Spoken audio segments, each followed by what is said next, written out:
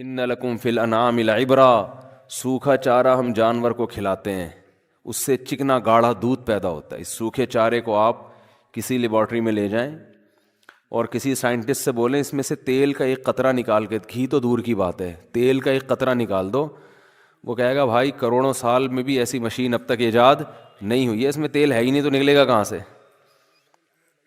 یہی وجہ ہے کہ کولیسٹرول کے مریضوں کو گھاس کھانے کا مشورہ دیا جاتا ہے، یعنی گھاس سے ملتی جلتی سبزیاں، کہ اس میں تیل نہیں ہے۔ اس سے تیل نکالنے کی کوشش کرو گے تو اپنا تیل نکل جائے گا، اس سے تیل نہیں نکلے گا۔ اب اللہ تعالیٰ اگر بھینس کو بادام کھلاتے کہ بھئی اس سے تم نے دودھ نکالنا ہے چکنائی والا، تو چکنی چیزیں کھلاؤ، تو چکنی چیزیں تو کیا ہیں؟ بادام ہے، پستہ ہے، اخروٹ ہے، یہ کھائیں گے تو اس سے تیل نکلے گا۔ پھر تو ہم کہتے ہیں اللہ پھر یہ ڈائریکٹ ہم بادام خود نہ کھا لیں، ہمیں دودھ پینے کی ضرورت کیا؟ اتنے مہنگا پڑے گا دودھ، وہ بادام ہی کھا لیں ہم، تو بھینس کو اتنا پروٹوکول ہم کیوں دیں؟ کیا خیال ہے بھائی؟ تو اللہ نے فرمایا کہ ان گایوں کو، ان بھینسوں سے دودھ جیسی قیمتی چیز تمہیں ملے گی۔ اتنی قیمتی چیز ہے نا دودھ، اتنی زبردست چیز ہے، لوگ دودھ کی قدر نہیں کرتے حقیقت میں۔ اب بات چل پڑی ہے تو بتا دوں، تین طرح سے دودھ کی ناقدری ہو رہی ہے ہمارے معاشرے میں، تین طرح سے۔ پہلی ناقدری، دودھ کو بوائل کیا جاتا ہے، تازہ دودھ نہیں پیا جاتا، یہ ناقدری ہے۔ آپ کو قدرت نے جس انداز میں دودھ دیا ہے نا اسی میں پیو، بوائل کر کے اس کی جو اجزائے ترکیبی ہے نا اس کو چینج بولو نا نہیں کرو۔ ہمارے نبی نے، میرے علم میں کوئی ایسی حدیث نہیں ہے زندگی میں کبھی دودھ ابال کے پیا ہو۔ ڈاکٹر کو اعتراض ہوگا، یہاں کوئی ڈاکٹر بھی بیٹھے ہوئے ہوں گے، کیسے مشورے دے رہا ہے، جراثیم پلا رہا ہے ہم کو۔ تو دودھ جب نکلتا ہے اس میں جراثیم نہیں ہوتے، بعد میں پھر جراثیم آتے ہیں اس کے اندر، جب رکھا رہے گا تو جرم بھی آتے ہیں، تو نکالو پی جاؤ۔ بات آ رہی ہے سمجھ میں؟ ہمارے نبی کیسے دودھ پیتے تھے؟ ادھر بکری سے دودھ نکالا، اونٹنی سے دودھ نکالا، صحابی آپ کے سامنے لائے، آپ نے اس کو پی لیا۔ پھر دودھ بنتا ہے، سمجھتے ہو؟ نہ پینے سے بہتر ہے ابلا ہوا پی لو۔ تو ایسا نہیں کہ وہ بوائل دودھ چھوڑ دیں، لیکن جو فائدہ کچے دودھ میں ہے تازہ، یہ تجربہ کیے کہ لیبارٹری ٹیسٹ نہیں بتا رہا میں آپ کو، یہ مشاہدہ ہے، کر کے دیکھو پتہ چلے گا۔ بوائل دودھ آسانی سے ہضم نہیں ہوتا، کچا تازہ دودھ جو گرم گرم تھنوں سے نکلتا ہے پی جاؤ فوراً نکال کے۔ لیکن وہ کون کرے گا؟ ایکچولی بکری پالنی پڑتی ہے، گائے بھینس، اور ایکچولی ہے تو مرو پھر۔ جو خدا نے جو تمہیں نعمتیں دی ہیں وہ تم استعمال نہیں کر رہے۔ دیکھو میں بار بار کہتا ہوں، نیچر کبھی تبدیل نہیں ہوگی چاہے سائنس کتنی ترقی کر جائے۔ تو فطرت چینج بولو بھائی نہیں ہوتی۔ اللہ نے ہمیں جو چیزیں کھانے کے لیے دی ہیں، اب دیکھو دیسی مرغی کا ذائقہ ہی الگ ہے، اس کی طاقت ہی الگ ہے، وہ نیچرل ماحول میں پلتی ہے، اس کا سوپ بنا کے پیو، ہڈی چباؤ چبے گی نہیں۔ فارمی چکن پتہ ہی نہیں چلتا ہڈی شروع کہاں سے ہو رہی ہے، اس کی گوشت ختم کہاں ہو رہا ہے، ہڈی شروع کہاں ہو رہی ہے۔ ایسی مرمری سی ہڈیاں ہوتی ہیں، اس مرغی کو اٹھا کے یوں پھینکو گے کوئی دوبارہ اٹھنے کی گارنٹی نہیں ہے۔ تو پنجرے میں پیدا ہوئی، پنجرے میں بڑی، انسانی تصرف ہو گیا نا اس کے اوپر۔ تو دودھ جس کی اللہ قرآن میں تعریف کر رہا ہے، قرآن میں اللہ نے جن پھلوں کی اور جن خوراکوں کا تذکرہ کیا ہے نا، وہ صحت کے لیے بہت بہترین چیزیں ہیں، وہ بہترین چیزیں ہیں۔ تو اس میں دودھ کا اللہ کیسا تذکرہ کرتا ہے، ان لکم فی الانعام العبرہ۔ ہاں میں بتا رہا ہوں، دودھ میں تین کیا کرتے ہیں انسان، دودھ کے ساتھ تین ظلم ہوتے ہیں۔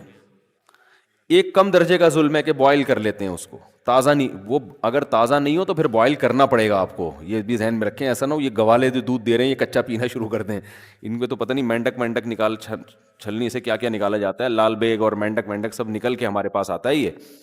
یہ جب چھانا جاتا ہے نا تو کچرا تو ہلکی چیز ہے، آپ سمجھتے ہیں اس میں یہ اس لیے چھانتے ہیں کہ تاکہ کچرا نکل جائے، یہ آپ کی حماقت ہے بھائی۔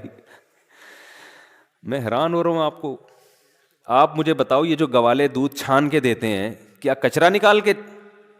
یہ مینڈک، لال بیگ، مکوڑے، گوبر جو گائے کے پیشاب کی چھینٹیں جو گائے بھینس جب پیشاب کرتی ہے نا, اور اپنا بھی پسینہ ہوتا ہے ان کا اس میں, گوالوں کا, کیونکہ اتنی بھینسوں کا دودھ نکال کے اپنا پسینہ وسینہ, تو اس کے لیے بوائل کیے بغیر پیا نا تو پھر مر گئے, وہ تو بوائل.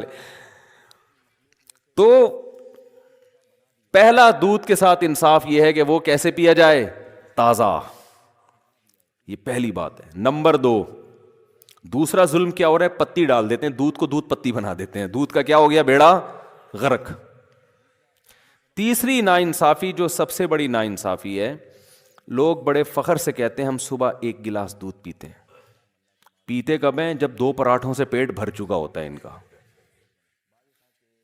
جب 2 پراٹھے کھا کے پیٹ ان کا کیا ہو چکا ہے, بولو, بھر چکا ہے. تو اتنا پھوڑنے کے پہ دودھ کا اثر نہیں ہوتا, وہ تھوڑا بہت فائدہ ہوگا, وہ تو تباہی ہے. ہم نبی کی سیرت میں دیکھتے ہیں کہ آپ صلی اللہ علیہ وسلم دودھ کیسے پیتے تھے. کیا پورا کھانا کھانے کے بعد پھر آخر میں 1 گلاس دودھ کا یا دودھ پیتے تھے؟ ایسا نہیں ہے. ہمیں نبی کی سیرت میں یہ ملتا ہے کہ جب شدید بھوک لگتی تھی نا, تو بعض دفعہ پیٹ بھرنے کے لیے دودھ پیا جاتا تھا. کیونکہ جب بھوک لگتی ہے نا ٹائٹ, تو معدہ آپ کا ہر چیز کو بدن کا جز بنانے کے لیے تیار ہوتا ہے. ایسی کنڈیشن میں جب دودھ آنتوں میں جاتا ہے تو معدہ اسے بھرپور طریقے سے جذب کر کے ہڈیوں میں پہنچاتا ہے. آنکھوں کی بینائی تیز ہوگی, بال گرو کریں گے. تو دودھ بذات خود ایک خوراک ہے. رات کو دودھ اس وقت پیو جب کھانا نہ کھاؤ رات کو, پھر 1 گلاس دودھ پی کے سو جاؤ, یا صبح بہت ہلکا ناشتہ کر کے پھر 1 گلاس دودھ پیو. اور بھوک کے وقت آپ دودھ پیو گے نا تازہ, ایسا ہضم ہوگا کہ بہترین آپ کو صحت بھی بنے گی, بہت طاقت بھی آئے گی جسم میں, آپ کی اسکن اچھی ہونا شروع ہو جائے گی, آپ کے بال گرو کرنا شروع کریں گے, ہڈیاں مضبوط ہونا. بہت ایسی چیز ہے, میڈیکل سائنس اور حکیم بھی بتاتے ہیں, ڈاکٹر بھی, کہ اس سے بہتر اللہ نے غذا پیدا نہیں کی ہے. اس میں سب کچھ ہے. اس کی سب سے بڑی دلیل یہ ہے کہ 6 مہینے بچہ صرف دودھ پیتا ہے اور ساری چیزیں گرو کرتی ہیں, اس کی ہر چیز پرفیکٹ ہوتی ہے اس کی. اس کا مطلب سب کچھ اللہ نے کس میں رکھ دیا, دودھ میں رکھ دیا. ہاں اس کے بعد اس کو اناج بھی چاہیے, تو سارا دن دودھ نہیں ہے, لیکن اس طرح سے تو دودھ پیے گے. اور میں جانتا ہوں ایسے لوگوں کو جن کی 99 سال عمر ہوئی, وہ 3-3 4-4 کلو دودھ پیتے تھے. لیکن وہ ایسے پیتے تھے کہ عادت ڈالی, آہستہ آہستہ آہستہ آہستہ عادت ڈالی. پھر واکنگ بھی کر رہے ہیں, جاگنگ بھی کر رہے ہیں, جو بھی ان کی ایکٹیویٹی ہے, محنت مزدوری, تو وہ آہستہ آہستہ جب عادت پڑتی ہے تو 4-4 کلو 3-3 4-4 کلو بھی. وہ تھے بڑے لہیم شہیم, آپ نہیں 3 کلو کہیں پی لیں تو اتنی جگہ ہی نہیں ہے, جائے گا کہاں وہ. تو ہمارے نبی صلی اللہ علیہ وسلم کیسے پیتے تھے, جیسے مثال ملتی ہے نا کہ آپ صلی اللہ علیہ وسلم بھوک سے بیتاب تھے, تو دودھ کا ایک پیالہ آیا. حضرت ابو ہریرہ رضی اللہ تعالیٰ عنہ فرماتے ہیں کہ سب صحابہ بھوکے تھے, سب کو بھوک لگ رہی تھی. تو حضرت ابو ہریرہ فرماتے ہیں کہ مجھے